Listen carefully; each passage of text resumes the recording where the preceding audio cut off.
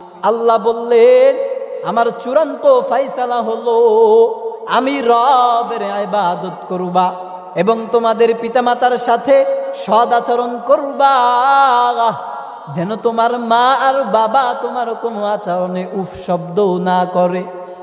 যদি তোমার বাবা মা কষ্ট পায়া যায়, আমি আল্লাহ নারাজ হইয়া যাই, আর তোমার জন্য জান্নাত হারাম হইয়া যায়। আল্লাহ তো কোরআনে জানা দিলেন ওয়াকাদা রাব্বুকা আল্লা তা'বুদু ইল্লা ইয়্যাহ ওয়া বিল ওয়ালিদাইনি ইহসান ইম্মা ইয়াবলুগান্না ইনদাকাল কিবরা আহাদুহুমা আও কিলাহুমা ফালা তাকুল লাহুমা উফিন।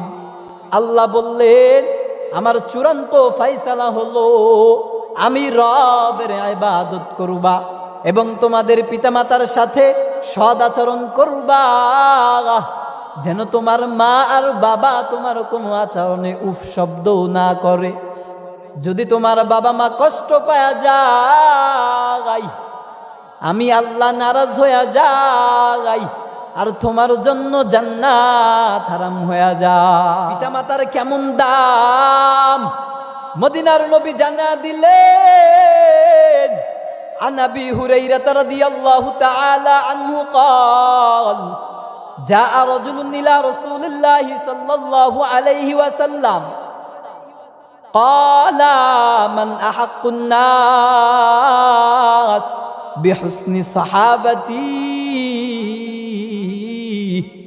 আবু হুরাইরা বলে এক লোক নবীজির কাছে এসে প্রশ্ন করলেন, পয়গম্বর কোন মানুষ আমার কাছ থেকে সবচেয়ে উত্তম ব্যবহার পাওয়ার যোগ্য? মদিনার নবী জানা দিলেন ক্বালা উম্মুকা। ওই সাহাবী আবার বলে সুম্মা মান? ক্বালা সুম্মা উম্মুকা। ক্বালা সুম্মা মান? ক্বালা উম্মুকা। ক্বালা সুম্মা মান? ক্বালা আবুকা। মায়ের কেমন দাম? সাহাবী যখন বললেন ও পয়গম্বর আমার সবচেয়ে ভালো আচরণ পাওয়ার যোগ্যতা কে রাখে? আমি কোন মানুষটার সাথে আমার সবচেয়ে বড় দামি ব্যবহার করব, আমার আখলাক সবচেয়ে ভালো রাখবো কার সাথে? মদিনার নবী বললেন এক নাম্বার তোমার মা। সুম্মা ক্বালা মান? সাহাবী যখন আবার বললেন ও পয়গম্বর এরপরে আমি কার সাথে ভালো আচরণ করব? আবার বললেন তোমার মা। তৃতীয়বার আবার যখন জিজ্ঞেস করলেন আমি কার সাথে ভালো আচরণ করব, মদিনার নবী আবারও জানা দিলেন আবারও তোমার মার সাথে ভালো আচরণ করবা। ক্বালা সুম্মা মান?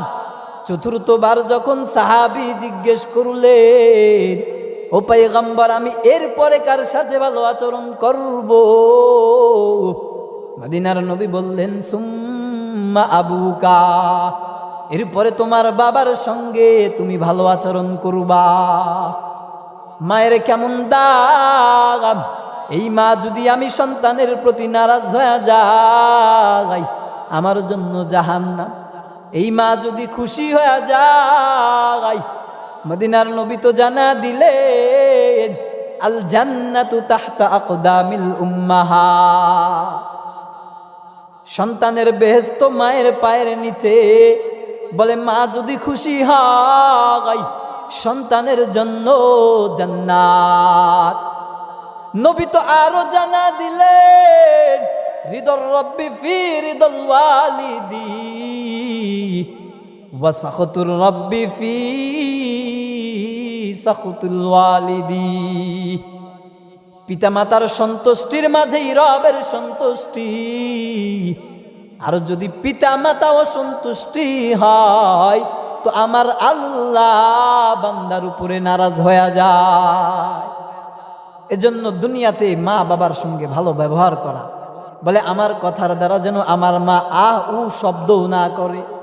আল্লাহ তো কোরআনে জানা দিলেন ওয়াকাদা রাব্বুকা আল্লা তা'বুদু ইল্লা ইয়্যাহ ওয়া বিল ওয়ালিদাইনি ইহসান ইম্মা ইয়াবলুগান্না ইনদাকাল কিবরা আহাদুহুমা আও কিলাহুমা ফালা তাকুল লাহুমা উফিন। আল্লাহ বললেন আমার চূড়ান্ত ফায়সালা হলো আমি রবের ইবাদত করবা এবং তোমাদের পিতামাতার সাথে সদাচরণ করবা, যেন তোমার মা আর বাবা তোমার কোনো আচরণে উফ শব্দও না করে। যদি তোমার বাবা মা কষ্ট পায়া যায়, আমি আল্লাহ নারাজ হইয়া যাই, আর তোমার জন্য জান্নাত হারাম হইয়া যায়। নবীর যুগের সাহাবী আলকামা মৃত্যুর শয্যায়, কালিমা নসিব হয় না, বিবি বারবার বারবার কালিমার তালকিন দেয়, কালিমা পড়তে পারে না।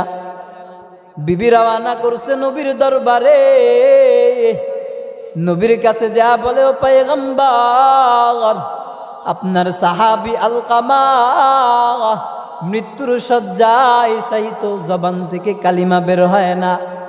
কালিমা জবান থেকে যখন বের হবে, ওই মৃত্যুর সময়ে যদি কেউ কালিমা পড়ে নাই, মদিনার নবী বললেন, মান ক্বালা আখিরু কালামিহি লা ইলাহা ইল্লাল্লাহ ফাদাখালাল জান্নাহ। মদিনার নবী বলে, যেই বান্দার শেষ কথা হবে লা ইলাহা ইল্লাল্লাহ, ওই বান্দা জান্নাতে প্রবেশ করবে। আলকামার বিবি নবীকে গিয়া বলে, ও পয়গম্বর, আলকামা তো ভালো মাপের সাহাবী, আলকামা তো নামাজও পড়তো, রমজান আসলে রোজাও রাখতো, রমজান আসলে শেষ 10 দিনে ইতিকাফও করতো, ভালো ভালো কাজ করতো, মৃত্যুর সময় কালিমা আসে না।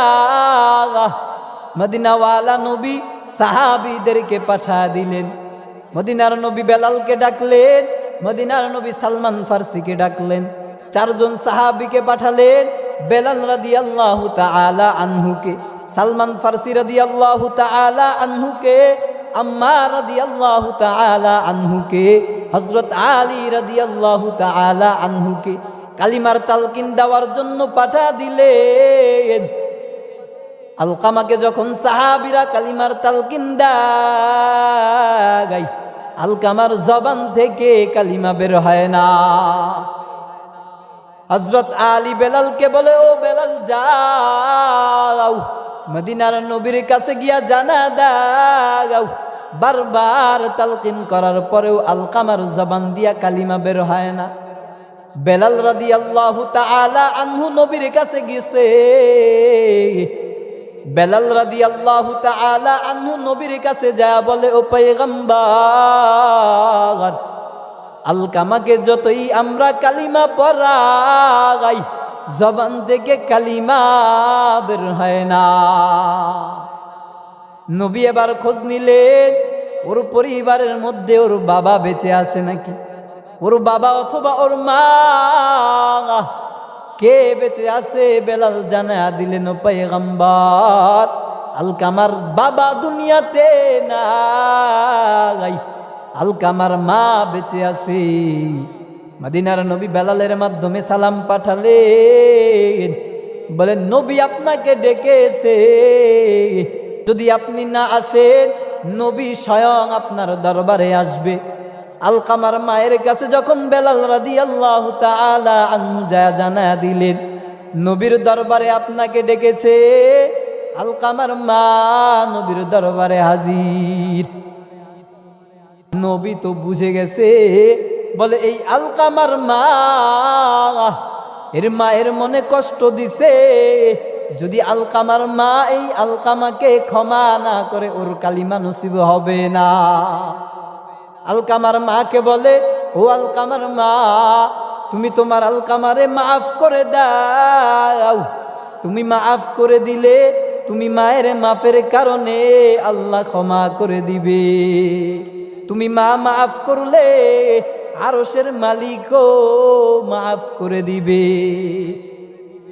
আলকামার মা বলে, পয়গম্বর, আমার আলকামা যখন দুনিয়াতে আসলো তখন ওর বাবা মারা যায়, আমি মা একাই ওরে বড় করছিলাম।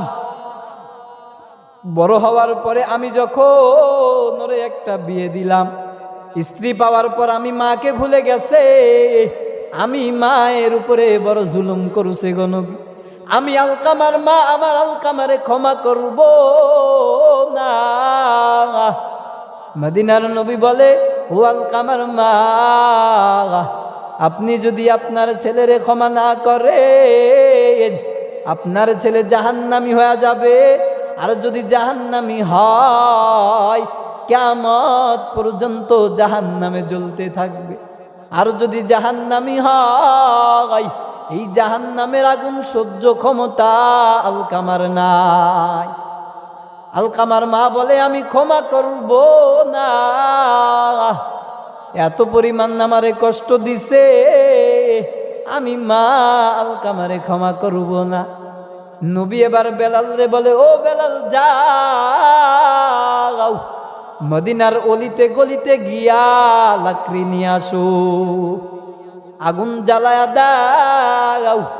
আলকামার মায়ের সামনে আমি আলকামাকে আগুনে পোড়া দে।